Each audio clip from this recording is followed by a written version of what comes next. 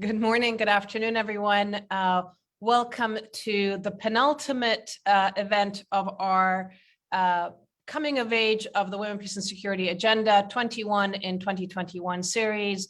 For this year, we will have one more on December 7th, but today's session, I'm delighted to be here today with Monica McWilliams, Halima Mohamed, and Amina Rasul, who I will introduce to you in just a second. They are all unbelievable women involved in peace work and very pioneering work across Northern Ireland, Kenya, and the Philippines. And the title of our session today is Putting Peace Back into Politics.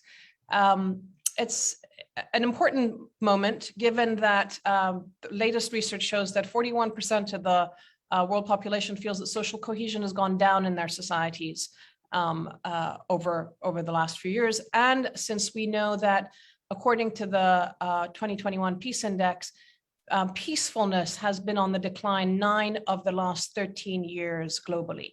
So putting peace back into politics is a timely topic, and I'm delighted to have some extraordinary women here with me today. First off, we have Monica McWilliams, who's the Emeritus Professor at Ulster University's Transitional Justice Centre. She was the Chief Commissioner of the Northern Ireland Human Rights Commission, co-founder of the Northern Ireland Women's Coalition Party. The NIWC was elected to be part of the negotiations in Northern Ireland back in the 1990s. And in fact, their work was one of the big inspirations behind Resolution 1325. We have Halima Mohamed, who's the co-founder and executive director of Coast Education Center, COEC in Kenya. She has been fighting for women's rights at the grassroots level in East Africa and Kenya for many years. And a lot of her work has been related to the issues of rising violent extremism in her context and de-radicalization work. And Amina Rasul, president of the Philippine Center for Islam and Democracy, member of the Board of Regents of Mindanao State University. She's been a presidential advisor on youth affairs and youth commission, served with the Philippine National Oil Corporation, the Development Bank of Philippines, so coming with a private sector background, but also very much involved in issues of conflict, democracy, pluralism, and Islam, actually, linking the issues in terms of what faith and secularity tell us. So lovely to have you all with us, with me today. For the audience, if you have questions, please put them in the chat and we will reach them. And we have about an hour and 15 minutes for this conversation.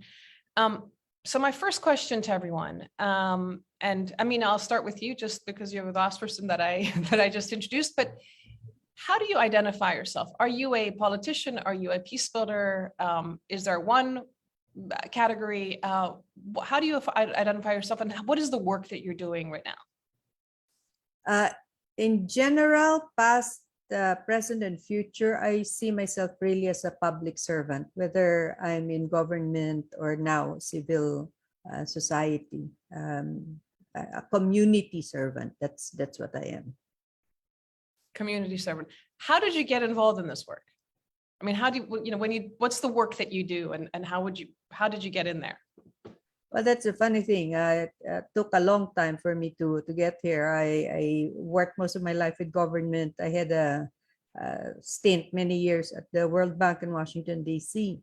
And then my mom was requested by then President Corazon Aquino to run for the Senate.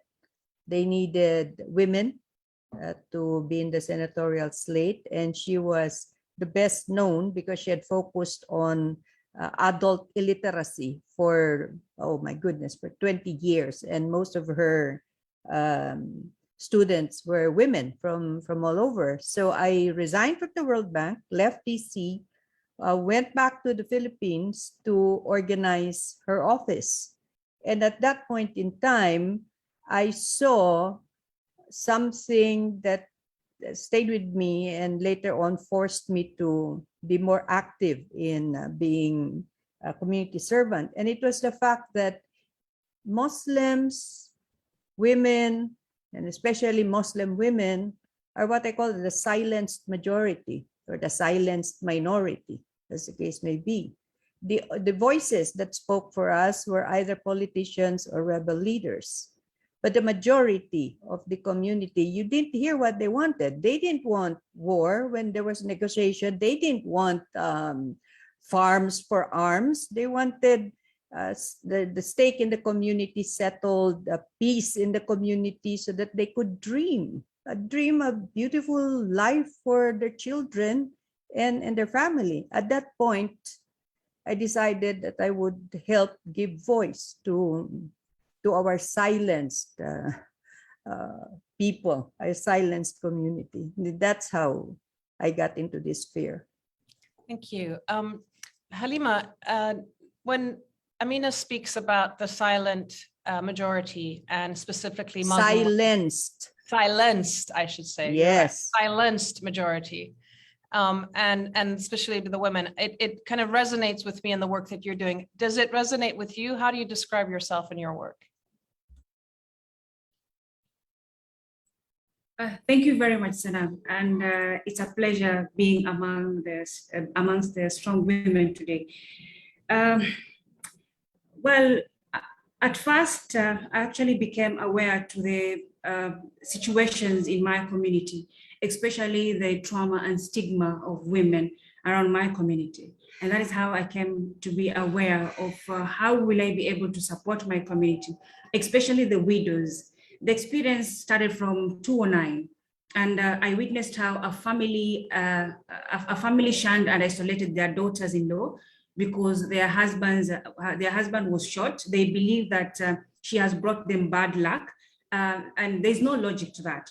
So it has always been, it is superstition, but it drives so much of the behavior in our communities. And it is a key dynamic in our communities where, violent extremism has been spreading. So with all this, it actually made me to come out, try to help my community the best that I can and offer psychosocial support and care to my community, especially the women and girls. So it's what is happening within us as a community that I felt I needed to stand out and be able to speak about and be able to help my community and be able to support them one or another. And when you say the son was killed, was that as a result of the sort of to do with Al-Shabaab or violent extremism, or was it an incident that was accidental? It was due to violent extremism. So this is when the husband was shot, and the family thinks that she has actually brought bad luck to the community. So the superstition is very high within my community, and people feel like you are a bad luck, so they don't need you. So the woman is being shunned away by the society, not only by the relatives, but again, even the society itself. So whether she has like 3 kids or 6 kids, so she's just away from that community. She has no place to go. So that traumatic state to that woman that made me to be able to come up with programs to be able to support them, either in terms of microfinances, either in terms of psychosocial care. So that brought me to where I am today to support them. Thank you. Monica, trauma, stigma for women, the silenced majority, Northern Ireland, seemingly completely different environment. But does any of this resonate with you in terms of how you got involved in the work that you've been doing, and how do you describe yourself?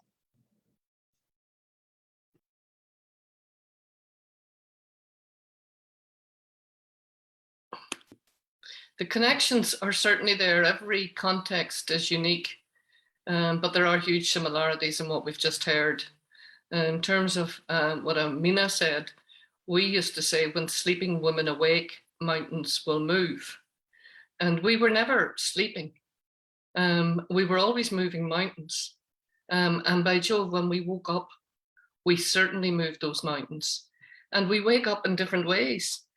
I describe myself as an accidental activist. Conflict does terrible things. It makes ordinary women fall into extraordinary times, and then they become extraordinary women.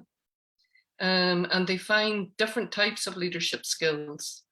They just don't ape the men who were there before them, because that does not create progressive change. And they certainly shouldn't pull the ladder up because they have managed to get inside the system to try and change it. So those were the lessons. I describe myself today as an adult learner. I'm constantly learning. I was a student, then I was a teacher. I was a peace negotiator, signed a Good Friday Agreement, one of 3% in the world to do so. I became a politician, but all the time I was a learner. And I learn as much today from what Halima has to say and what Amina has to say, as I do from what I've learned from my own conflict. So that's the benefit of having these exchanges, is learning what works and what doesn't. And today, Northern Ireland is held up as a model of conflict resolution. But sometimes I say that we made as many mistakes as we made benefits. And you learn from your mistakes as long as you don't repeat them. And I'm no doubt in this conversation, we will discuss those mistakes, those problems, but also we will want to do what I am constantly trying to do, is to bring solutions to the table.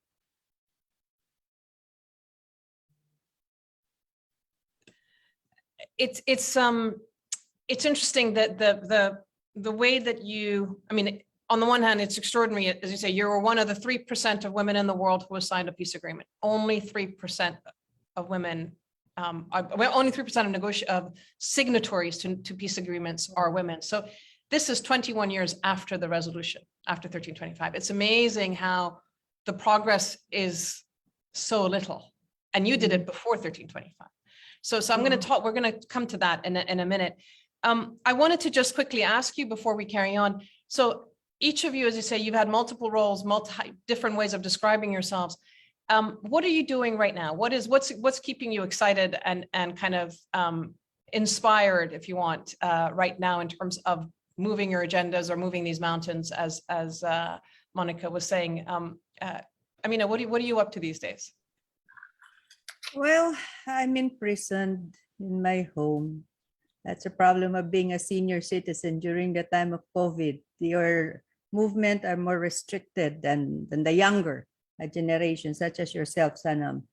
And because I could no longer go to the communities to do capacity building for women on human rights, on democracy, on participation in politics, I did the only thing that I could do. A friend suggested start a podcast. So I did, not knowing anything about podcasting, and that was 3 months ago. And we call it She Talks Peace, because as Monica said, there are so few women who are at the peace table, and getting less every year, especially because of the pandemic. So we started it. We call it She Talks Peace. My co-host is from Kuala Lumpur, who's a journalist. And we've been using this as a platform to bring the experiences, the advocacies, the highs and lows of peace builders, especially women from the Middle East and North Africa to Indonesia to Mindanao. We had Palestine. And this is something I'm so excited about. I got the podcast analytics today. And guess what? We have our first listeners from Turkey. And we have our first listeners from Nevada, Oregon, and Georgia. So it's not just women and young men. 30% of our listeners are young men from ASEAN who are listening. There is a world out there who I think will be more encouraged to support our advocacies for peace in the community, for lasting peace. We just need to be able to reach them, to touch them. And I guess podcasting is the way to go. So She Talks Peace through the podcast. That's fantastic. Monica, what about you? Well, very similar. I didn't do a podcast, but I did a book. I wrote a book called Stand Up, Speak Out, because I'm a cancer survivor. So I had to be particularly careful during the pandemic. And so it provided me with the time. Sometimes they say every cloud has a silver lining.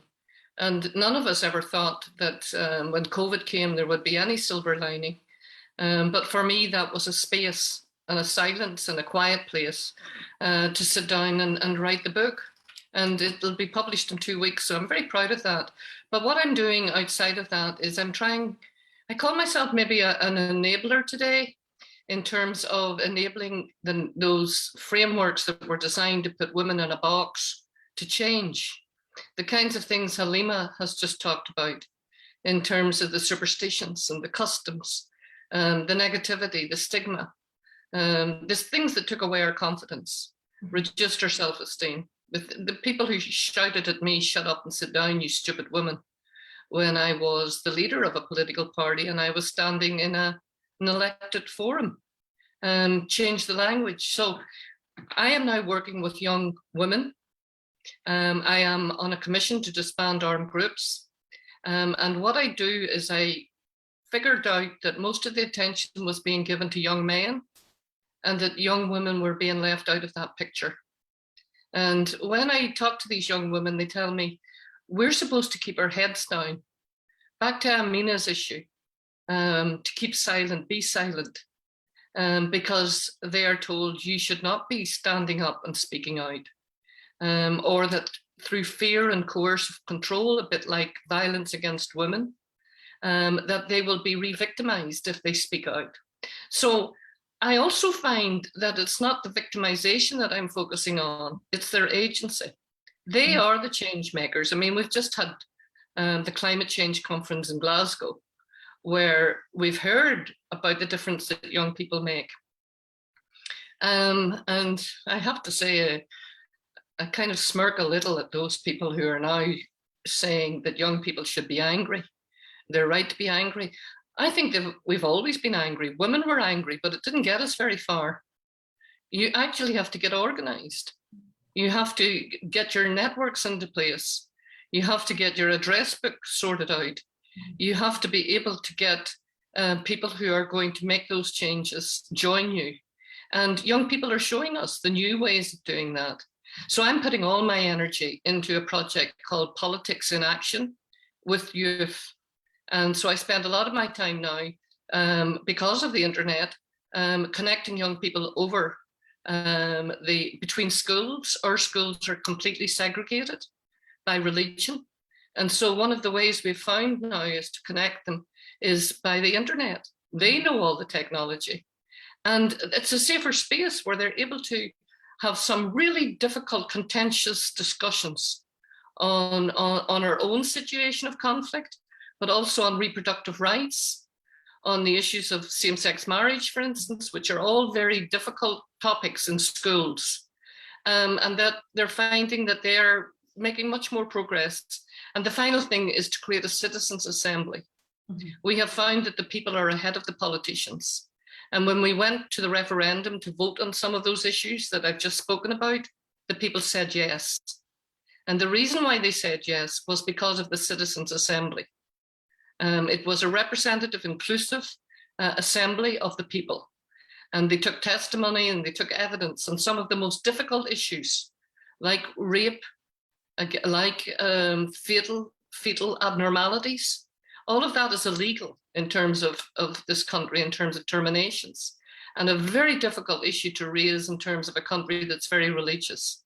And yet the Citizens' Assemblies managed to do it in Ireland. And they changed that. Now in Northern Ireland, where I live, we haven't got one. And that's where I'm putting my efforts at the minute. Thank you. First of all, it's fascinating to see how you, the linkages between the sort of the, what you would say the hard politics, but also how actually, as we all know, women's bodies and issues of reproductive health and so forth become so integral to the political space. So it for us it's personal, but it's actually highly political, and it's always seems contentious generation upon generation. Halima, tell us about you. And when Monica was talking about working with young people, I was thinking about your work and the campaign. Can you tell us a little bit about what's happening and who you're reaching these days? Thank you very much, Sanam. Well, I thought you'd never ask. Basically, for me here in Kenya, we are doing the She Builds Peace campaign. It's a campaign that is under WASL, that is Women Alliance for Security Leadership. And it's actually hosted by ICANN. And the campaign itself, basically for us here in Kenya, is to ensure that we have legislators, women legislators, who are 47 in our country and are also part of the members of parliament, to ensure that they are part and parcel of our initiative to ensure the recognition and support of women peace builders. To ensure that, on 2020 in May, my country actually endorsed 1325, resolution 1325, that is National Action Plan 1325.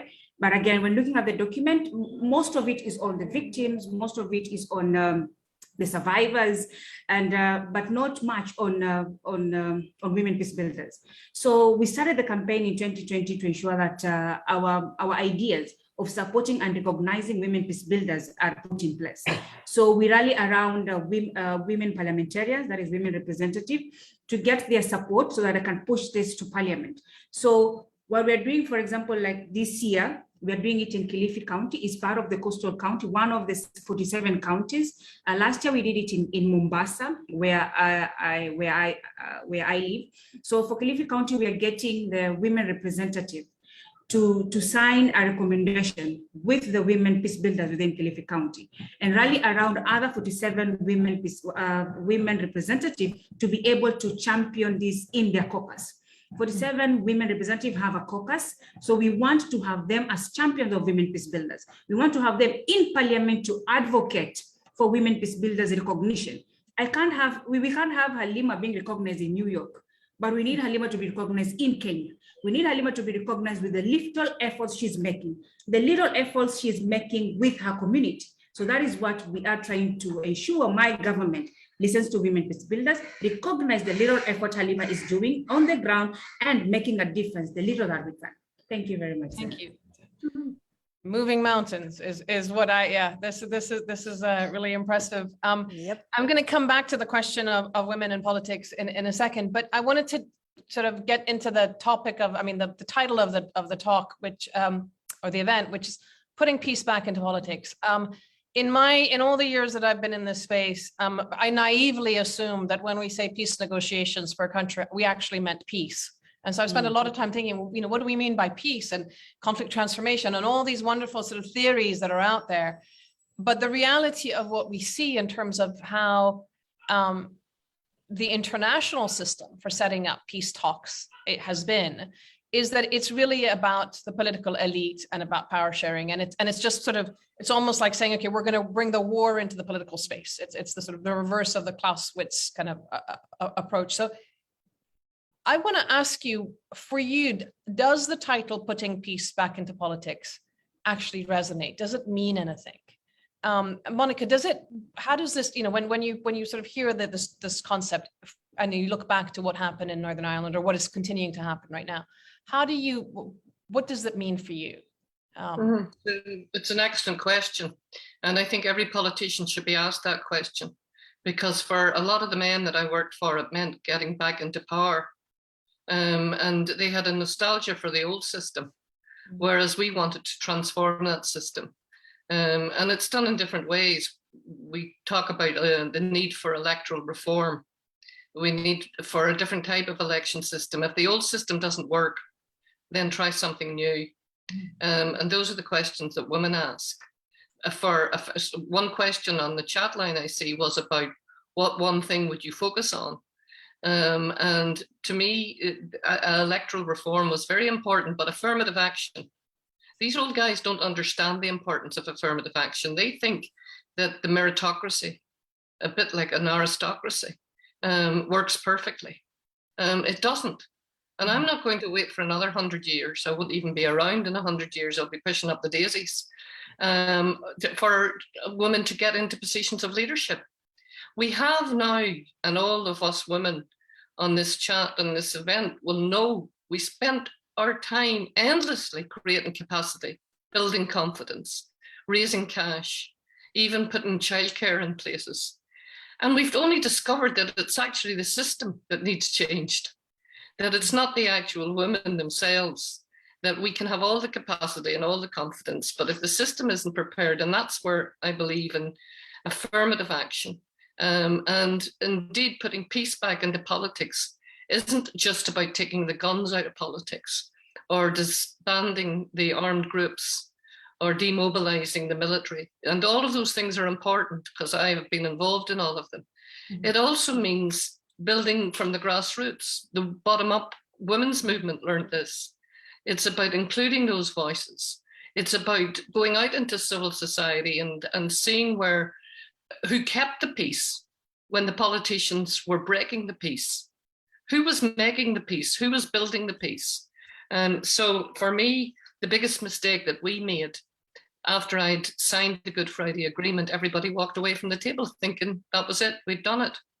But the hard work only starts. It was only a piece of paper. And we had to deliver on what we'd promised. And I made the mistake of having too many things that were aspirations instead of guarantees.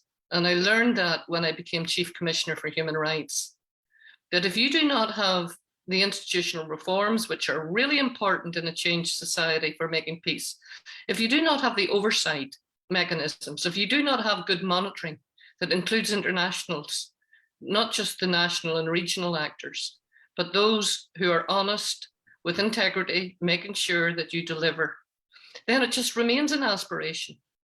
And 25 years later, I'm working as hard today on delivering that agreement and what was promised as the day I signed it.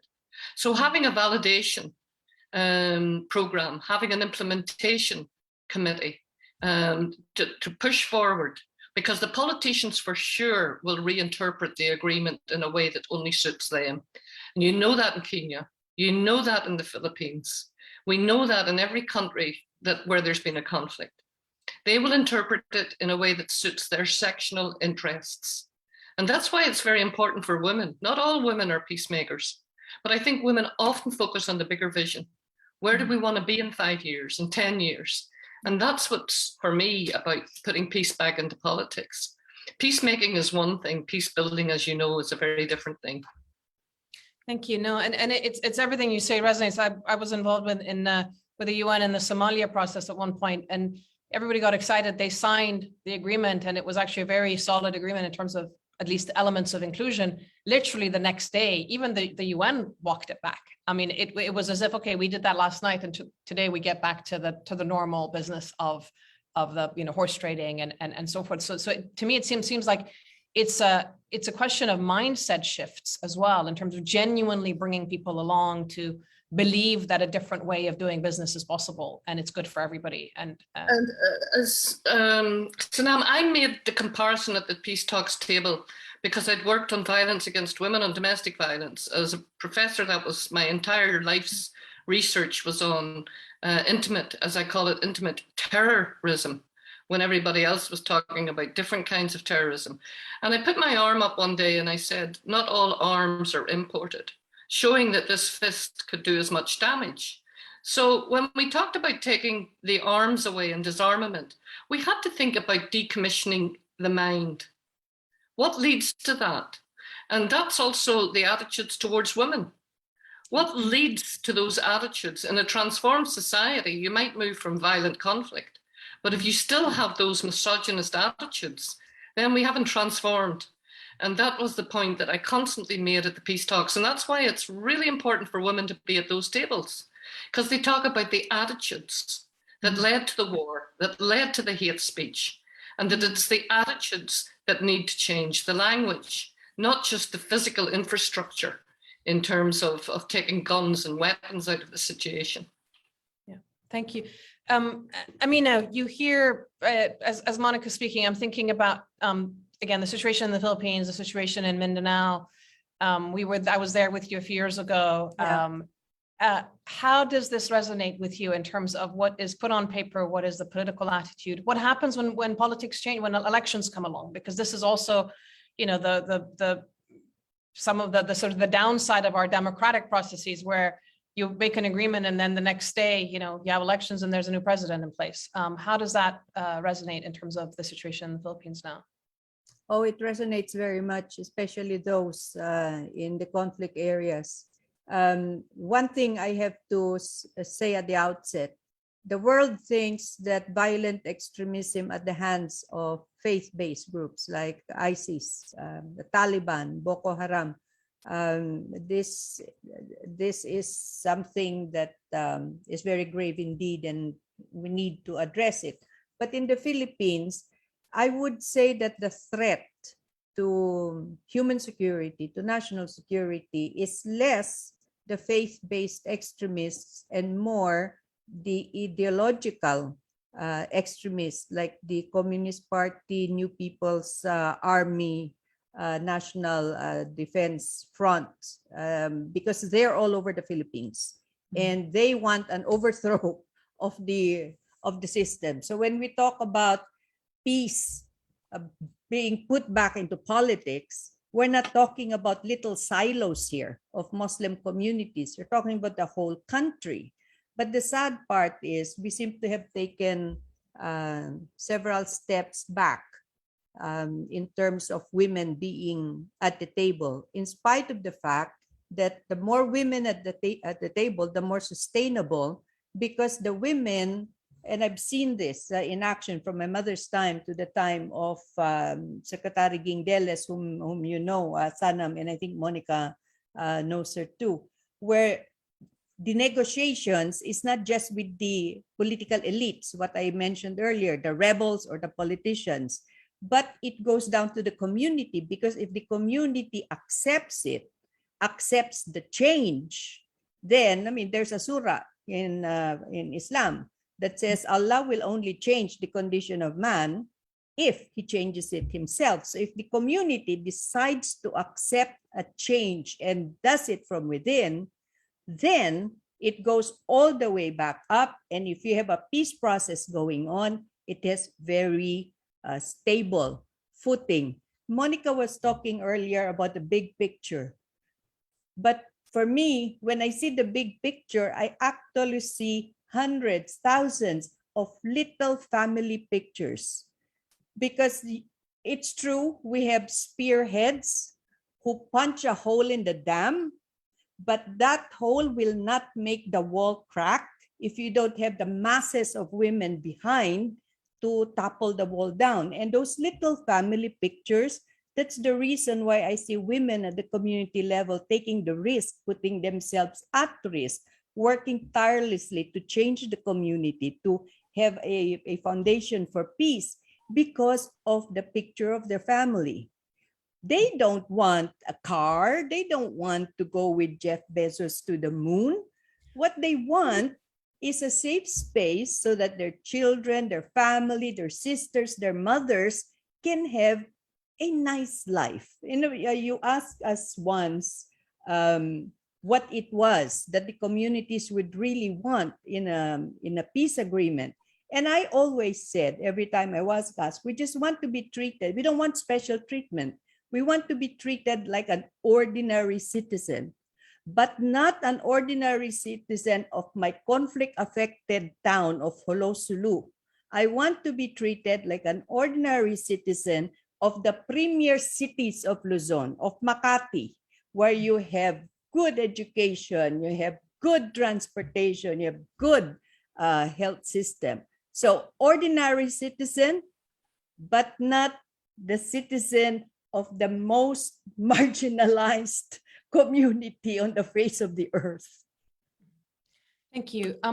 Halima, in Kenya, you guys, Kenya for years was called the island of peace in Africa and so forth. And then all of a sudden in 2007, 2008, you had election violence, which was really horrific. And I was there soon after that doing a study actually on what's going on with young men and how they got involved in the violence. But what's happened since then? And you know, coming back to your point about getting women into the legislature and stuff, how do you understand putting peace back into politics in the Kenyan context? Thank you, Sanam. Well, for me, basically putting peace back to politics is to ensure that we look in both our legal acts. One, looking at the Political Parties Act, where we ensure that the two-third gender rule is attained, which is not attained at the moment. And two is to ensure that women are not given positions in the political party as tokens. They are given with the standards that they deserve. And three is to ensure that as women and as women peace builders, those positions are taken with care. Why do I mean by care? Because sometimes you might be contributing a lot to a political party, and you are taking as, okay, I call them flower girls because they don't contribute anything apart from, being cheerleaders in those political parties. As much as I want to say that they contribute, in terms of, let's say, legal cares maybe, or bills in a certain way. But again, when you go back and ask them, what have you done for your community? You are elected for 5 years. What do you have to show? A track record for your community. And there's a zero work that is done. So to me, I think we have a lot to work on to ensure that we get correct women into the next coming general election. Even if it's try to talk to women taking up these positions and ensure that we have correct people in those positions. So for me, putting peace back to politics is ensuring that as a woman peace builder, one, when we talk about politics, emotions are inevitable. But again, we need to ensure that as a person, one, I look at the fairness of my community, loyalty of the groups that we work with. Two, I look at, caring for the vulnerable. Not necessarily you look at the dynasty and those who are not, but again, fairness needs to resonate across the border, across the people that are actually taking up these positions in power.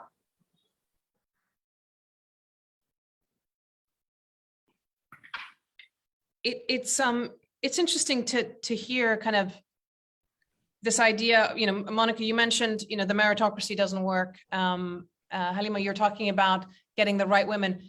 I'm curious about whether we should also be talking about the right men. Is it always, or are we just assuming that we have to get good women, because it's, we've lots of, what we see actually in many conservative political contexts, that they have co-opted women and put them there as the front to actually push forward some really regressive attitudes. But have we given up on the good guys? No. No. No. I don't think so, Sanam. I went to the African Union conference in Addis a few years ago, and every time the women talked about getting the men to join them, they started clicking their fingers. I hadn't seen this before. Instead of clapping, they were clicking. And by the end of the conference, we were all clicking, because the whole emphasis is getting men to stand up and speak alongside women. As the Liberian women said, not behind us, not in front of us, but beside us. And I love to hear them singing that song. And that's very difficult given the norms and the customs. But the men, I think now, who are joining women in my coalition, it was called the Women's Coalition, we were accused of being sexist. But both our law allowed it, and the attitudes of the men allowed it. Because the men who came into our coalition said, we are here to push and help you go forward. We are not here to take those positions ourselves. We are joining your coalition to make sure that you get elected, and that we will hang up the posters, we will climb up the ladders, we will knock the doors, we will stuff the envelopes, we will do all the things that the women are normally accustomed to doing in their kitchens. And it gave me great heart, and it really gave me the ability to see that when men do that, it is a very good thing for women. We cannot do this alone. And sometimes men are heard better when they say something. And we used to give our motions and our proposals to the men at the table and said, you put those forward. Because when we put them forward, they'll say, oh, here, the women are just at it again. And so good men who are prepared to do that are much needed, and we need a critical mass of them. Amina, in the Philippines, Halima, sometimes I wonder whether it takes more courage for them, or they're afraid to raise some of these issues or to take a stand. It's very interesting that when we speak about peace and so forth, it's really not just for women, it's for everybody. It's actually Yeah. for our boys and for our men. And so it benefits the whole of society. And yet there seems to be either a reluctance or some sort of, I don't know, fear or embarrassment for often for men to take that role, either to be supportive or to walk alongside without having to kind of take on the role of mansplaining or feeling that they need to somehow take over. Does that resonate in any of your contexts? Yeah, but I think at least my experience with national politics, it's more what their priorities are. And it has been very rare that a national leader, a president, the head of the Senate, the head of Congress, has human security as a top priority. They always talk about state security, our border with China, but when you talk about human security, that's sort of iffy. And I always hark back to the time of former President Ramos, who was a general. Mhm. But under him, we signed the first peace agreement in Asia, ending decades of armed warfare between state and the Moro National Liberation Front, and finally having an autonomous regional government. Because Ramos, his background was engineering and intelligence. So he listened, consensual. So he always decides by consensus. And remarkably, he was a general, and he was the one who gave so much importance to the what we now call the Commission on Women, the National Commission on the Role of Filipino Women.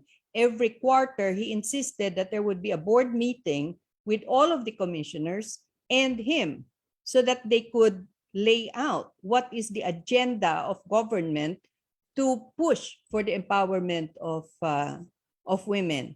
We've had 2 female presidents, but as much as I adore former President Corazon Aquino, who is an icon of democracy, Ramos did a lot more for the status of women. He even supported family planning, giving more control to women over their bodies. He couldn't go all the way as far as women wanted, because we have a very strong church.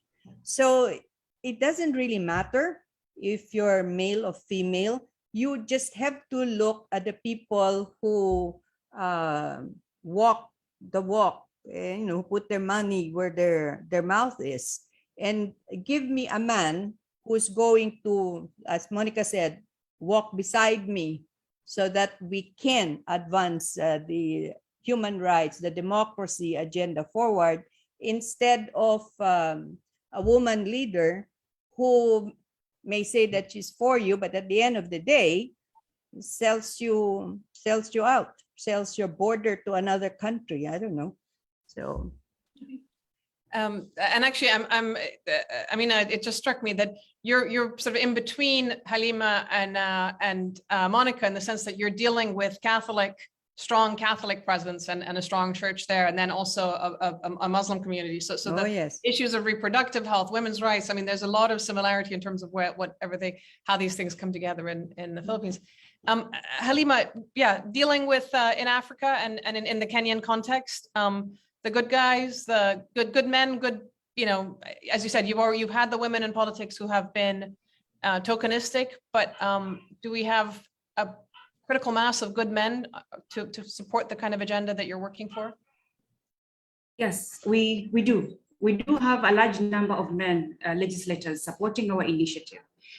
But again, the most important thing that I usually talk about is they use it against women, is women are enemies of themselves. So that to degrade women from taking up these positions when it comes to election time. At the same time, the question that I always ask myself, if we have those who are pro-women, wouldn't we have 2/3 gender rule attained today in our country and in Kenya specifically? But again, whenever it comes to their agenda, for example, they need to put some hike on their allowances, so they will rally around everybody else in parliament and get bills signed by the president. But again, having the two-thirds gender role attained in all aspects, today we are at a loss as a country. At the same time, we have, for example, in Mombasa, in legislation in Mombasa, that is the county assembly, we have majority of the political party leading within the county assembly. But again, you will see in other counties where women don't have say, especially the legislators, both at the county level and national level, because it all resonates with what does the party want. What are you supposed to say during such proceedings in parliament? And is it pro your party that you are in support with? If you are supposed to keep quiet, Sanam, trust me, you will keep quiet the whole session for 2 hours. You won't say anything. You'll only register your presence. When it comes to vote, you raise your hand, you vote, and that's it. Then we ask ourselves, why do we need her? Why do we need Halima, who is not contributing anything in parliament? Why do we always have to vote her in? We are done with this kind of women today. We are rallying around women, telling them we cannot vote you in. Even if it's sending a memorandum to parliament, we have these bills that need to be passed. We have different legislation that need to be passed. What are you sitting there doing nothing? Just endorsing men's legislation to be passed and nothing for us. So sometimes it's a pity when we talk about politics, like I said, emotions, hype. But again, to me, I feel like if we have men, we don't have large men that support the initiative of women peace builders, because some of them are still back into their traditions and still believe that, the aspect of women, even if you're educated, you still end up in the kitchen. Even if you have your law degree, Halima has her law degree, she'll still end up in the kitchen. They have no idea what we stand up for, what we do each and every day, what we support our fellow women to do.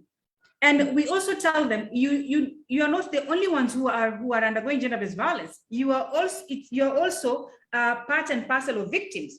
So to them to speak up as members of parliament when such kind of cases erupt, they feel like it's a shame. Why do I need to speak up? So these kind of things, we tell them it takes two to tango. So we are here for them. We are here to ensure that our ideas on women peace builders and the recognition is taken into consideration. But again, we need to put cards on the table and tell them, we have this for you. You need elections in 2022. You need to get back to business, get back into power. What do you have for us? We will not elect you unless you endorse something. And we are calculating between now and August, and between now and March before they go to recess. What can you do for us between now and March before you go to recess? Can you pass these bills?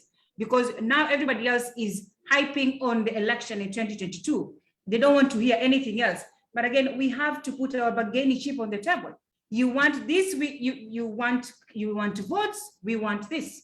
So what do you have for us? Can you establish a political framework for long-term peace for us as women peace builders or as a country at large? So we really have to put our ideas back on track and to force them between now and March before recess that they enact these laws. Thank you. We have a question in the chat which kind of links in with this conversation, which is somebody saying peace and politics are not compatible. Yeah, I saw that.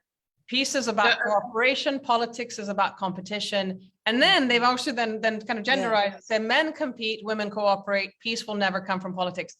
Nope. Yeah, I'm going to open up the floor to tell you, nope. Monica, go for it. It's a typical binary that you're either on one side or the other. It's both and. It's peace and politics. Everything we do, Joseph, who wrote the question, everything we do is political. If you make the mistake of saying they're the people over there that are doing politics, that's the first mistake you make. That you yourself are a political activist, you're a political person. We make change through politics. We make change in formal politics and in small p, informal politics. The Women's Coalition got elected because it was small p politics of civil society that we brought to the table. And in relation to what Halima said, what I found was that we had to stay honest once we got elected. We had to go back to the people who elected us and said, now we're inside, what more can we do? And we got Women's Manifesto, Policy Manifesto. It's about policies and laws. That's what makes the changes. So, Halima, I have been exactly where you have been with the frustration of other women who you may as well take a photograph. As I used to say, take a picture of them and put it there, because they're not likely to hear them and will rarely see them except when they show up in a seat. But the other thing I want to say to you is that when women get into those positions, we expect everything of them in a way that we don't expect the same of men. There's very high expectations. I was in that position. And so we have to learn to prioritize and select bits that we can see through to the final stages. And that was something that I had to keep going back to the communities and say, you've given me these priorities, these are the things we're going to focus on, and this is what we're going to see through with you helping us to lobby and to advocate with the other parties that we make sure that we get these laws changed. So all I would say is that we need to encourage the good ones that are there. We need to put support mechanisms in around the good ones who are there. It's a very lonely place, especially when we've spent our lives in civil society, that you jump into this all-male space, predominantly all-male. It is changing, but it's certainly not a critical mass of women. And so when I look now back at my life in politics, I would see a big gap but it's now changing also, in getting women to advocate for women and support women and do some of the heavy lifting for those women who made that big jump into politics. Yep, I agree with Monica. I mean, it's not a binary thing. In fact, I mean, what's politics, Monica? Isn't that the art of the possible? And what is a peace process? It is also the art of the possible. You have to be willing to compromise so that you can attain an outcome that is good enough for both. Not the best possible outcome, but good enough that you can actually live with it. So there are a lot of similarities. Our problem today is that you've got a rise of authoritarianism, and that is being helped along by the pandemic, which actually requires very authoritarianistic measures so that people can be safe. And when that happens, then your political process gets skewed. And as that gets skewed and it permeates down to the bottom, your peace process also gets skewed. So what do we do? I have come to a point where, in my youth, I was an activist, not an accidental activist. I mean, I really went for it, Monica. But now that I'm a senior citizen and have had decades to look back, I see the importance of doing it slow by slow. If you want to change anything, you have to make the community want it. And how do you do it? It's the way ICANN is helping us in the Women's Alliance for Security Leadership to make changes. Halima is doing it, working with women who can stand to parliament, who can be elected, but you have to start from the community level up. The problem with those who are supposed to help us, to help empower us, who gave all of these fantastic statements and security resolutions, is that they're very good at the big picture, but when it comes to the little family pictures, they're not so good. And what we need to do is what Halima is doing, is to strengthen the capacity at the community level. Unfortunately, it's not sexy because it's so painstaking and takes too much time.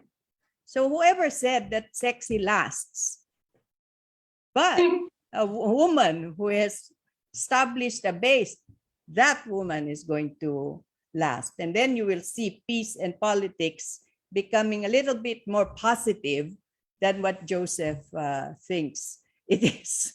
Thank you.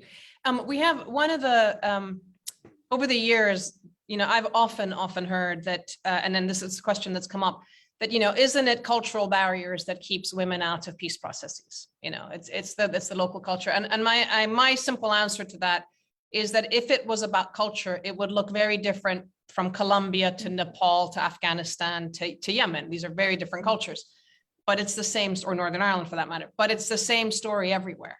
So it's really not about culture per se, but it's about how peace processes are highly exclusive domains where so much is at stake, and therefore people want it to be in the hands of fewer people, right? There's so much is at stake that it's historically we've thought about war and peace in the hands of the military and the political elite, and that's kind of the model that keeps going forward. But my question to all of you, and it's certainly been my work and everything that you guys have all practiced as well, is that if we had the standard, the norm for the peace processes in Yemen, in Afghanistan, if they'd let it happen, in Syria, etc., if the norm had been that women have their own women peace builders, and we can even extend that and say people who have a track record in peace building and peacemaking at the community level, women, young people, etc., have their own delegation. They are recognized as actors in the stage, not as conflict actors, not as violent actors, but as peace actors. And they should have their own delegation present to address the concerns and issues that they have and bring forward their vision. Would that change the chance of peacemaking and peace building and the success of peace building? Is that one of the solutions that is kind of obvious sitting in front of us and we're not doing enough for it as a step? And I'm, Yes. I open anybody who wants to, I think yes. Go ahead. If today we have that kind of mindset amongst our governments, and we have women, for example, or both women and men, and are all part of peace building, then I think we have a different mindset in our countries, where the position that will be given will enable our government to think differently when it comes to matters of conflict, when it comes to matters of handling violent extremism, when it comes to matters of working with women in peace building. Because we often talk about this and we often tell them what we want, but again, they are not in our shoes.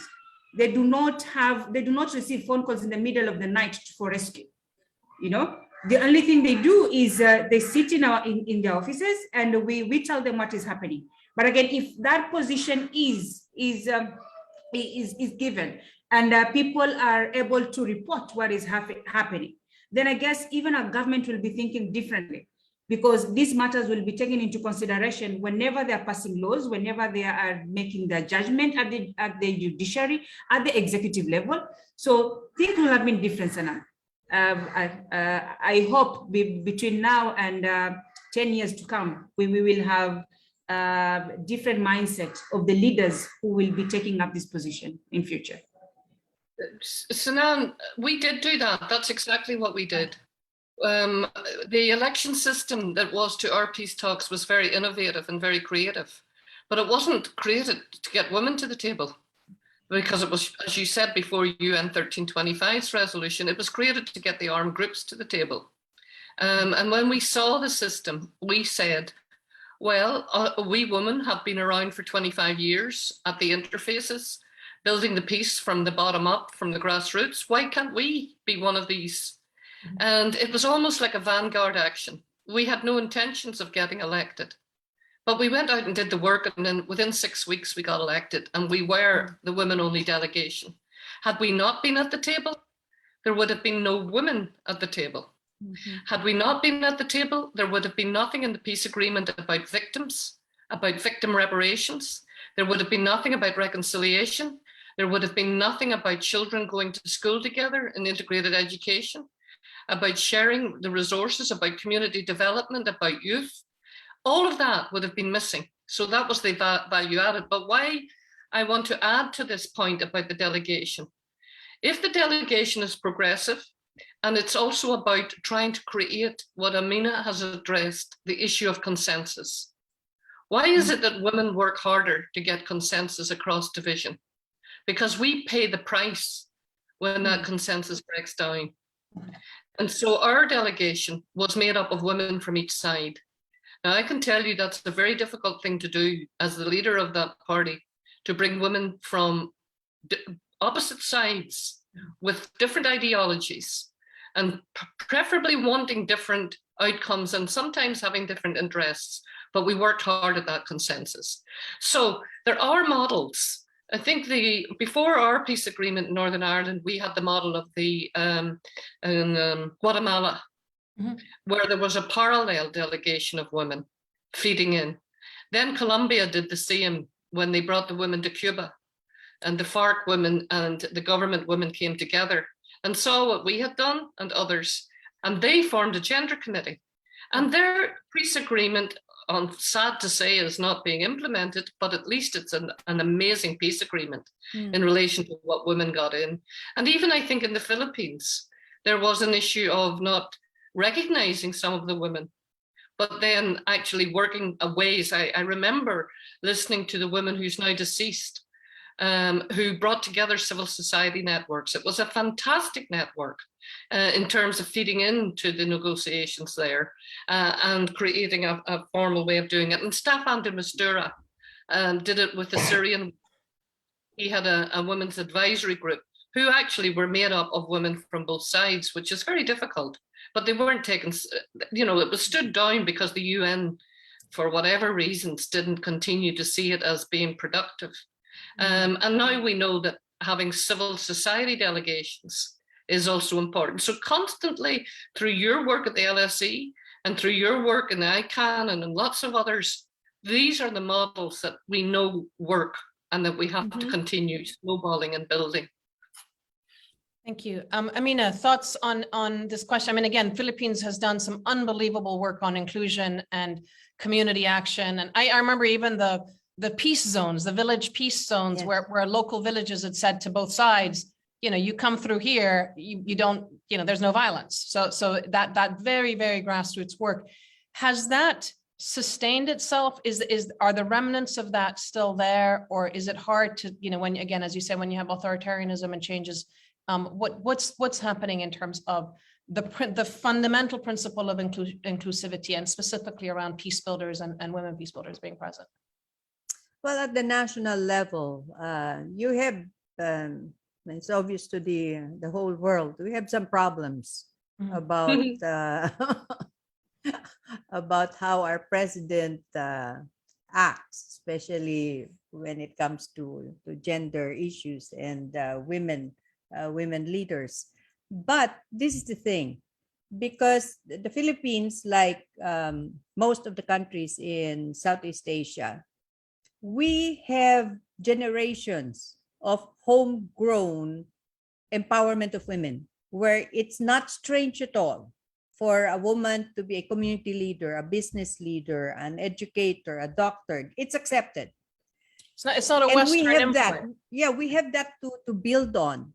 Yeah. So whatever setbacks we may have had in the last 5 years, at the community level, there is that bedrock, especially since civil society organizations like ours, like ICANN and WAS, continue to try and provide the link, the lifeline, so that the capacitating would continue. But that is why I keep talking about the role of the multilaterals and the bilaterals and the regional organizations to find a way to bring the resources to that level. Because if that is solid bedrock, then it doesn't really matter the sounds coming from the national. The development for peace, the strengthening of democratic structures will continue at the community level. And that is what you need, strong community support, because that's the concrete that you need. Yeah. And obviously the logic is that if people are given the social economic resources for a dignified life, chances are they wouldn't necessarily be drawn towards extremist demagoguery and leadership and so forth as well. We have a few minutes left, and I wanted to sort of switch it to thinking about the lessons and genuine solutions. If you were in charge right now at whether it's at the UN, at ASEAN, or at a national level, and or as a mediator for the peace talks in Yemen or any of these, Colombia, where the process has been faltering and so forth. What are the solutions that you would put on the table? What would you try and do differently based on the lessons and the experiences that you've had? Monica, I'll start with you and we'll go around again. Well, I can only speak for the lessons that we learned, and one that Colombia picked up was to deal with the victims immediately, to deal with the harms that were caused and the gender-specific harms that were caused. Because 25 years later, we are now tearing our country apart because we haven't agreed a process for dealing with that. South Africa did it, and we know its name was Truth and Reconciliation. And I put forward a proposal 25 years ago at our peace agreement that we call ourselves a Peace and Justice Commission. And because it came from the women, it fell off the table. It just gathered dust and was never done. And so that's a very important issue.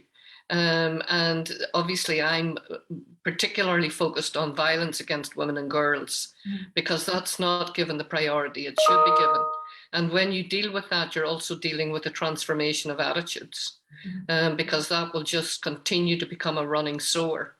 And so there are issues like that that are important, the issues we've talked about, changing the governance arrangements, making electoral reform more representative, the things that Halima and Amina have spoken about. And indeed, there are many other issues. We did deal with lots of economic and social development issues, but we didn't give them the same priority. And I'm now dealing with the disbandment. Sometimes that word doesn't translate very well. The ending of armed groups, paramilitaries. You've heard about countering extreme violence, etc. These guys take on a life of their own after a conflict is finished, and they become criminals. They become gangsters when they fracture and can't get power themselves. And they try to destroy the communities.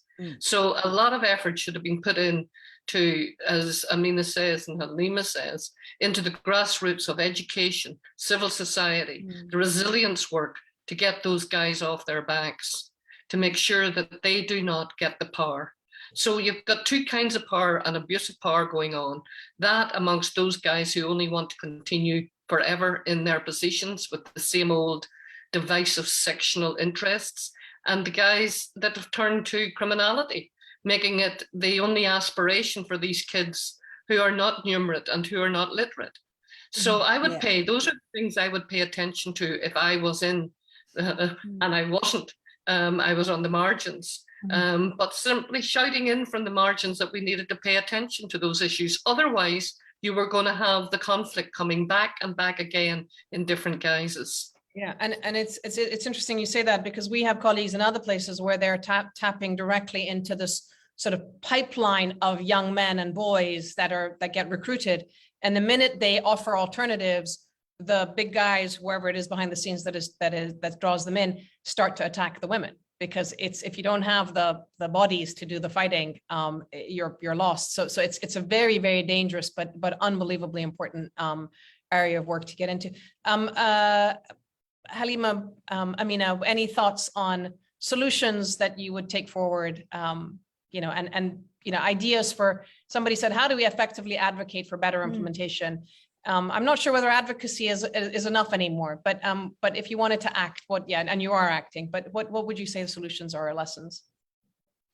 I think for me, basically, I like to, if I were in that position, maybe I like to provide a policy framework for safety and security for peace builders, not only women, but general peace builders.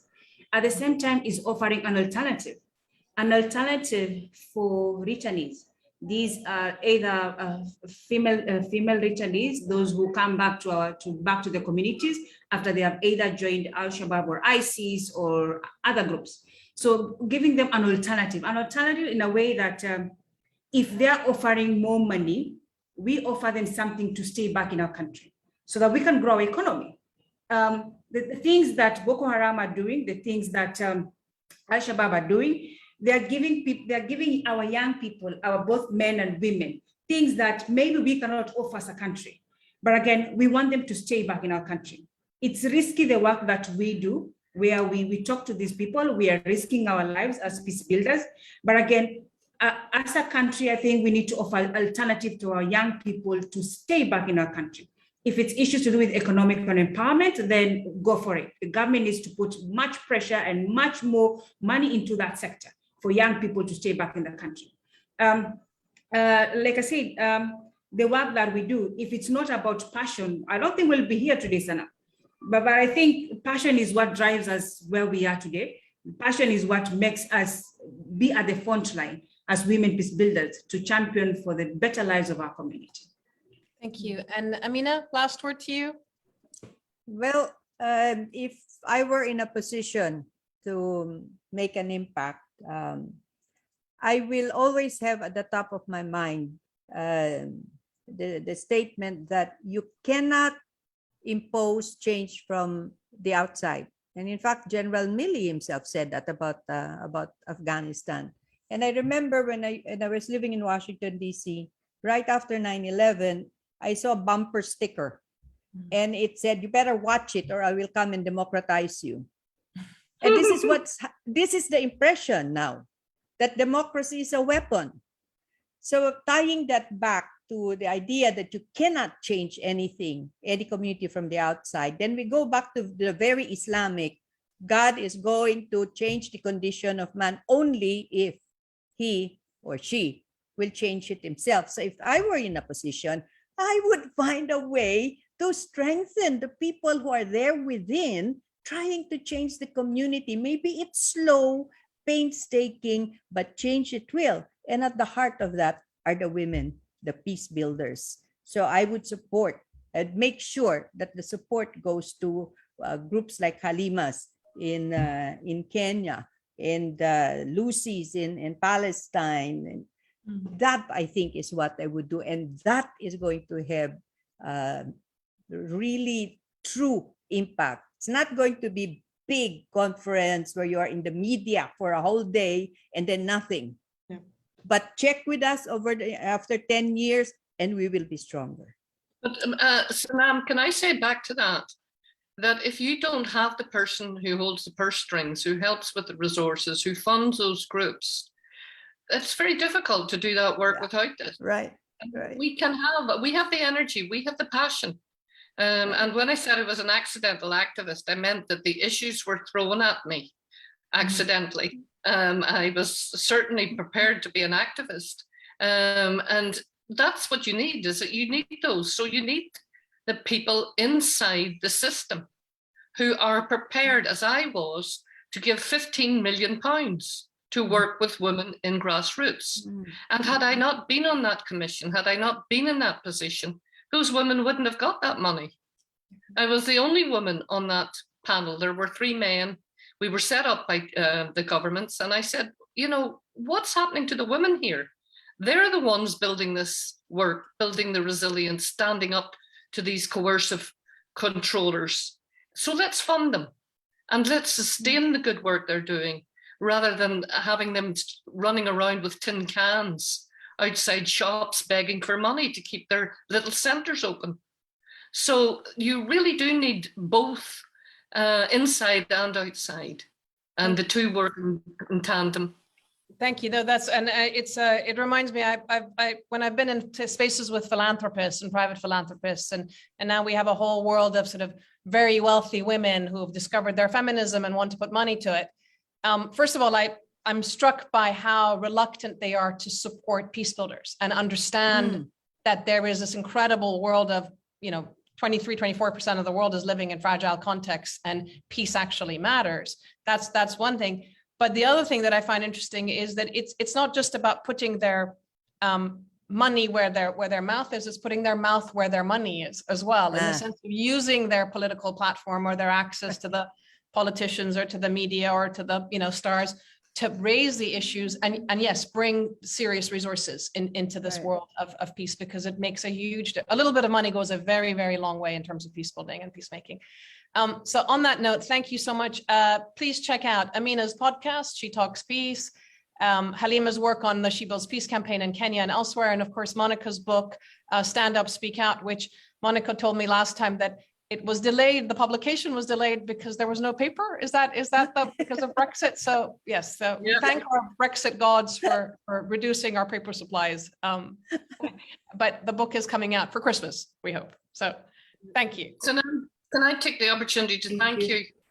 And my women, to Amina and Halima, they are my sisters, and long may they go on doing what they're doing.